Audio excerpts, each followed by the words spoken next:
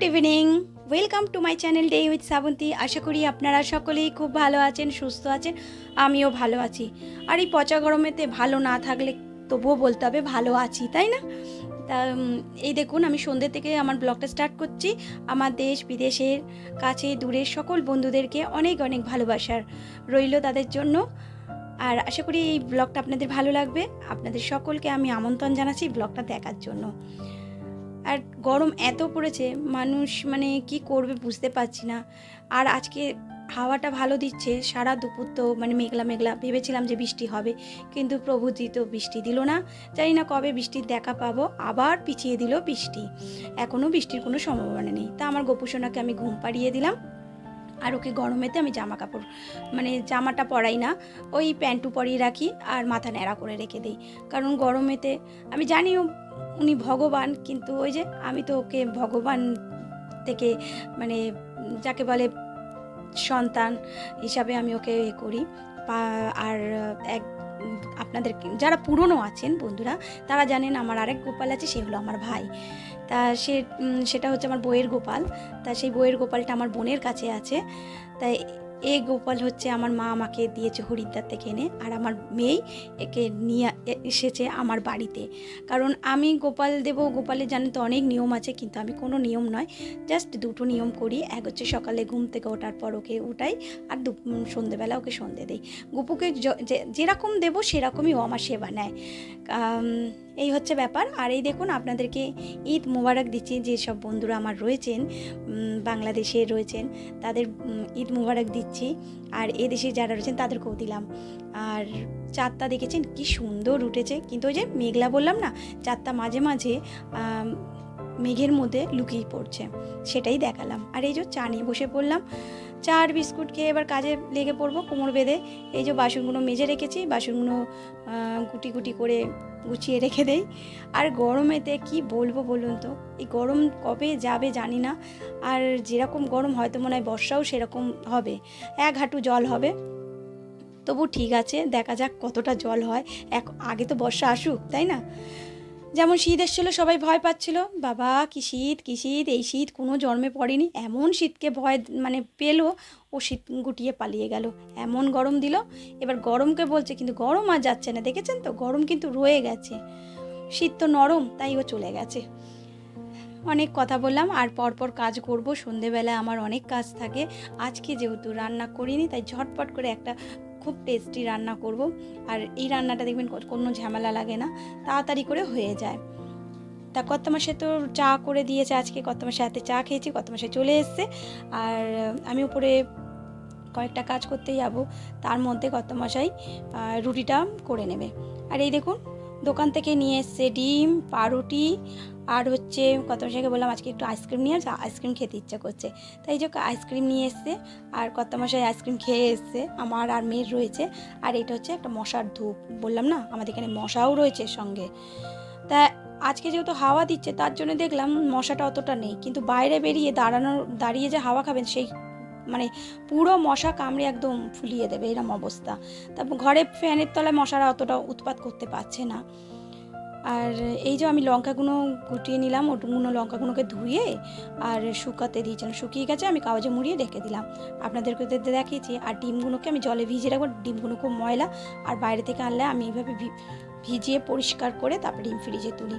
আর এখন কাটবো আলুগুলো কাটবো, সমস্ত যা যা লাগবে। এই তরকারিটা বেশি কিছু নয়, আলু কাটবো, টমেটো কাটবো, আর পেঁয়াজ, কাঁচা লঙ্কা। আর জানেন তো লঙ্কাটা না প্রচণ্ড, এবারে কর্তামশাই বুঝতে পারিনি লঙ্কা এত ঝাল হবে, তা লঙ্কাটা প্রচণ্ড ঝাল।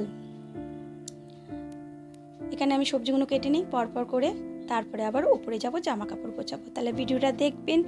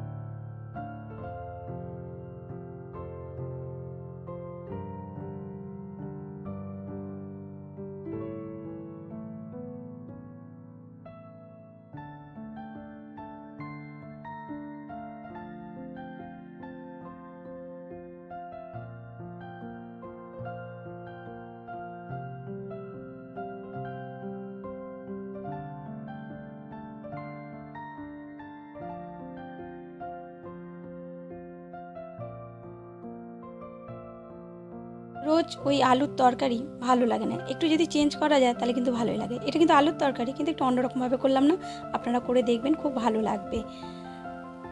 আমার তরকারি কমপ্লিট হয়ে গেছে।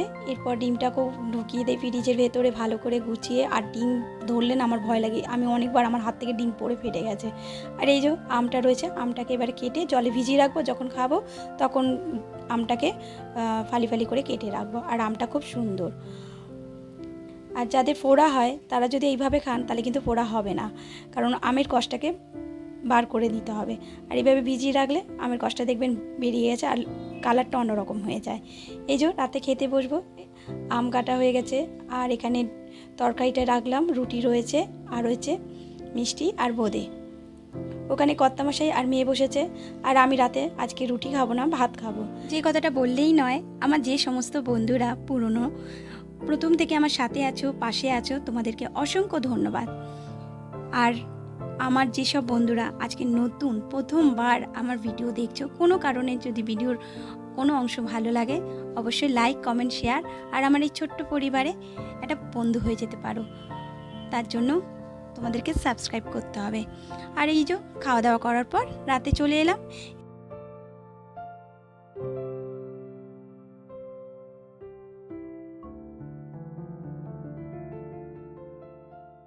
একটু সাজগোজ হয়ে গেল, এরপর শুতে চলে যাব। আর তোমরা ভালো থাকবে, সুস্থ থাকবে, জল খাবে বেশি করে, কিন্তু যতটা শরীরের প্রয়োজন জল ততটাই খেও। আর একটা পাত্রে করে জল রেখে দিও পশু পাখিদের জন্য। এখন তাহলে আসি, টাটা।